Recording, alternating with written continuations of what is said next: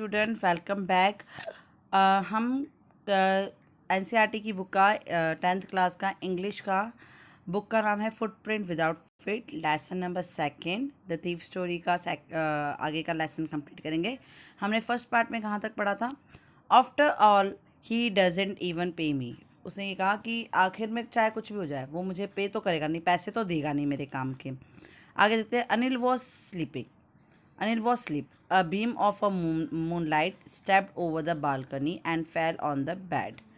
अनिल सो गया था और जो चंद्रमा की रोशनी थी वो बालकनी में बेड पे गिर रही थी। I stayed up. I sat up on the floor, considering the situation. If I took the money, I could catch the 10:30 express to Lucknow. Slipping out of the blanket, I crept up to the bed. Anil was sleeping peacefully. His face was clearly and unlined. Even I had more marks on my face. Through mine, every mostly scratch. जब अनिल भी सो गया था और जो रात का time था तो जो चंद्रमा की रोशनी थी वो उसके बेड पे पड़ रही थी और वो बैठा बैठा ये सोच रहा था फ्लोर पे बेड पे कि अगर मैं चोरी करता हूँ तो मुझे 10:30 बजे की एक्सप्रेस पकड़नी पड़ेगी लखनऊ के लिए। और फिर उसने क्या किया, फटाफट ब्लैंकेट से उठा और गया अनिल की तरफ। अनिल के बेड के पास उसने देखा अनिल जो है आराम से शांति से सोया हुआ है। उसके फेस पे कोई मार्क्स नहीं, कोई टेंशन नहीं। लेकिन इसके मार्क्स पे जो चोट था, इसके मार्क्स पे काफ़ी सारे स्क्रैच थे, फेस ज़्यादा ख़राब हुआ हुआ था। My hand slid under the mattress, searching for the notes. When I found them, I drew them out without a sound.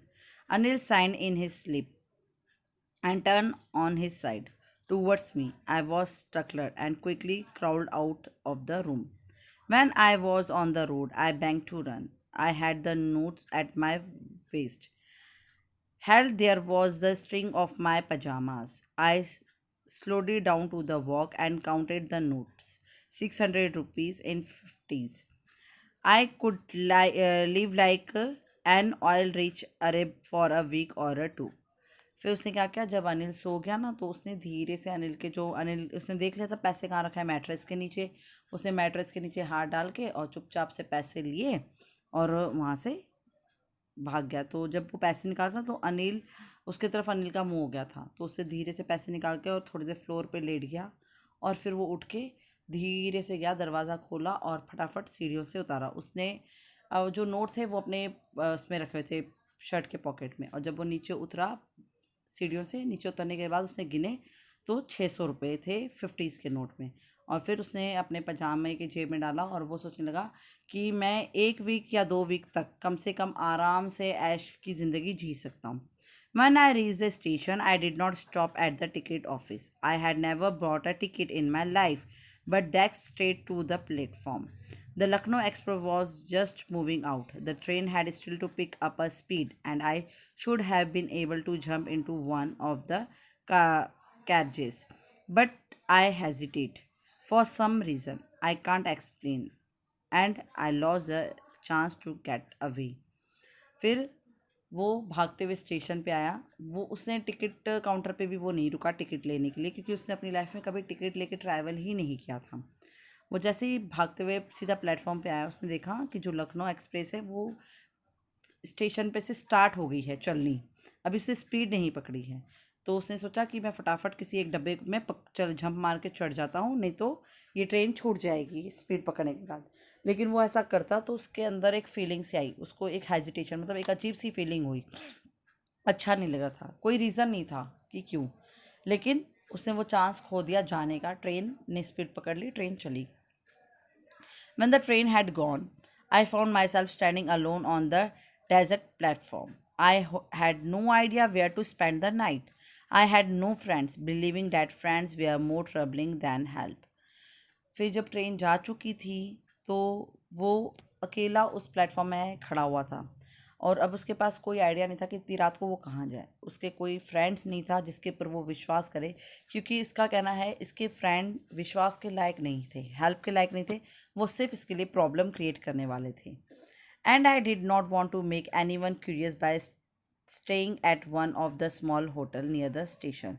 और वो सोचा कि ना ही ये अच्छा होगा कि मैं स्टेशन के आसपास कोई होटल में खड़ा हो जाऊँ, रह जाऊँ, मतलब रूम लेके। The only person I knew really well was the man I had Robert. Leaving the station I walked slowly through the bazaar. कह रहा है इस टाइम मतलब जितना भी टाइम वो अनिल के साथ रहा है उसके जैसा आदमी उसने नहीं देखा, और फिलहाल वही एक इंसान है जिसके ऊपर ये विश्वास कर सकता है जिसके घर में इसने चोरी की है। और स्टेशन से चलता हुआ ये बाजार की तरफ ये सोचता हुआ जा रहा है। In my short career as a thief, I had made a study of a man's faces. When they had lost their goods, the greed man showed fear, the rich man showed anger, the poor man showed expectations. But I knew that Anil face when he discovered the thief would show only the touch of sadness, not for loss of money, but for the loss of trust. ये कह रहा है कि इसे अपनी छोटी सी life में लोगों के चेहरे पढ़ने आ गए। रीड द फेस मतलब कुछ लोगों को ना फेस रीडिंग अच्छे से आती है, और अपनी छोटी सी लाइफ में जितना भी ये अपनी लाइफ को जान पाया है उतनी लाइफ में ये कह रहा है कि मैं लोगों के चेहरों को बहुत अच्छे से पढ़ना जानता हूँ। मतलब कैसे, अगर ये किसी पैसे वाले के घर में चोरी करता है तो फिर वो सिर्फ घुसा करता है, किसी लालच के घर पे चोरी करता है, लालची इंसान के घर पे, तो उसको भी डर रहता है कि भाई लालची है तो उसने भी कहीं ना कहीं से पैसे लाए होंगे, तो उसको भी डर रहता है कि मेरे पैसे मुझे मिलेंगे या नहीं मिलेंगे, क्या होगा क्या नहीं। और जो गरीब इंसान के घर में चोरी करता है तो गरीब को सिर्फ ये रहता है कि किसी तरह जो उसने धन चुराया है वो उसको मिल जाए। लेकिन ये अनिल को बहुत अच्छे से जानता था। ये बोला अनिल जो है उसे पैसे चोरी होने का दुख नहीं होगा, उसे ये दुख होगा कि उसने एक जिसके ऊपर विश्वास किया उसने इसके घर पे चोरी की, उसने इसका विश्वास तोड़ा। I found myself in the median and sat down on the bench. The night was chilling. It was early November and the light drizzles added to my discomfort. Soon it was raining quite heavily. My shirt and pajamas stuck to my skin, and the cold wind blew the rain across my face. अब मतलब नवंबर का time था, ठंड का time था, और ये चलते चलते एक रास्ते में बेंचेस रहती हैं वहाँ पे बैठ गया। और नवंबर का टाइम था, थोड़ा ठंड चल रही थी और हल्की फुल्की बारिश भी हो रही थी। इसको अच्छा नहीं लग रहा था, और इस बारिश की वजह से इसका जो कपड़े थे वो गिल्ले हो चुके थे, पजामा जो शर्ट है वो इसके बॉडी से चिपक चुकी थी। I went back to the bazaar and sat down in the shelter of the clock tower. The clock showed midnight. I felt for the notes. There was a dump from the rain. Anil's money. In the morning, he would probably have given me 2 or 3 rupees to go to the cinema, but now I had it all. I couldn't cook his meal, run to the bazaar to learn to write whole sentence anymore. फिर उसे जो बारिश हो रही थी तो इसने क्या किया, वहाँ पे एक क्लॉक टावर था जिसके ऊपर घड़ी लगी हुई थी और नीचे शेल्टर रहता है, टावर सा बनाता है, बिल्डिंग सा, उसके नीचे जाके ये रुक गया। और जैसे इससे देखा नोट को तो नोट गिल्ले हो चुके थे। फिर से याद आया कि अनिल से पैसे देने वाला था पिक्चर देखने के लिए, अब इसे वो नहीं मिलेगा, ये अनिल के लिए खाना नहीं बना पाएगा, अनिल इसे पढ़ा नहीं पाएगा, ये सेंटेंस बनाना नहीं सीख पाएगा। ये सारी बातें ये उधर बैठ के सोच रहा था कि अब क्या क्या होगा। I had forgotten about them in the excitement of the thief. Whole sentence I knew could one day bring me more than the few hundred rupees. It was a simple matter to steal, and sometimes just as a simple to be caught. But to be a real big man, a clever and a respected man, was something else. I should go back to Anil. I told myself, if only to learn to read and write. फिर ये बोला कि चोरी की एक excitement, मतलब चोरी करने की तलब ने इसको ये सारी चीज़ों के ऊपर ध्यान ही नहीं दिया कि मैं पढ़ना लिखना सीख जाऊंगा तो ये पैसे क्या है, मैं और भी अच्छे से पैसे कमा पाऊंगा, मैं एक इज्जत की ज़िंदगी जीऊँगा जैसे बाकी के लोग जीते हैं। लेकिन चोरी करने की लालच में ये सारी चीज़ भूल गया। अब इसने कहा कि मैं अनिल के पास जाऊंगा और मैं उसको सारी चीज़ बता दूंगा। I hurried back to the room, feeling very nervous, for it is much easier to steal something than to return it undetected. I opened the door quietly, then shut in the doorway. In clothed moonlight, Anil was still sleeping. I crept to the head of the bed and my hand came up with the notes. I felt his breath on my hand. I remembered still for a minute. Then my hand found the edges of the mattress and slipped under it with the notes. और जैसे ही वो घर पे गया भागते हुए बिना कुछ सोचे समझे फटाफट घर पे गया, डरा हुआ था, सहमा हुआ था। इसने डोर खोला तो इसे देखा कि जो अनिल है वो अभी भी सोया हुआ है।